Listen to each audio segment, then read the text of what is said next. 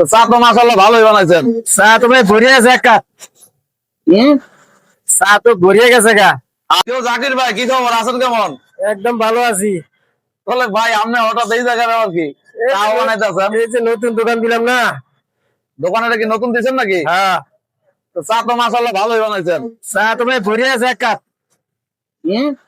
চা তো ভরিয়ে গেছে গা। হাই হাই এটা তো লস করে গেলেন ভাই। হ্যাঁ, নতুন নতুন দোকানদারি নতুন করতে তো এখন সমস্যা নাই এটা। চা দান মানুষ এলে হইব। নতুন একটু বেশি বেশি দিলে তো লোক লোক কাস্টমার বেশি বাড়িয়ে যাবো গা, তাই তো বেচা কিনি অনেক হয়ে যাবো গা আমার।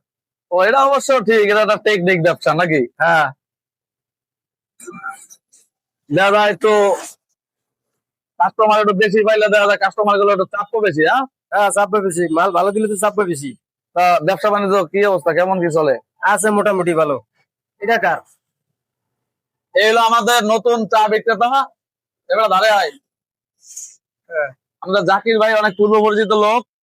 তার সাথে হঠাৎ করে দেখা হয়ে গেল আমাদের। সে এখন চার দোকান দিয়েছে। চিন্তা করলাম যে তার থেকে একটা চা খাই। সে অসাধারণ চা বানাইছে, ভালো। এটা হইলাম আপনার জায়গাটা, ভাই জায়গাটার নাম কি? কাতরার চর জায়গাটার নাম। এটা নারায়ণগঞ্জের ভিতরে পড়ছে, রূপগঞ্জ নারায়ণগঞ্জ। তো আপনারা যদি স্পেশাল রং চা খেতে চান অবশ্যই এই দোকানে চলে আসবেন। একবার স্পেশাল রং চা এখানে পাওয়া যায়। তাছাড়া আরো বেকারির মালামাল থেকে শুরু করে অনেক রকমের খাবার দাবার এখানে পাওয়া যায়। হ্যাঁ ঠিক আছে, সরকার অনুমোদিত দোকান। ঠিক আছে, তো ভাই কথা বলে ভালো লাগলো আপনার সাথে। ঠিক আছে, ধন্যবাদ ভাই।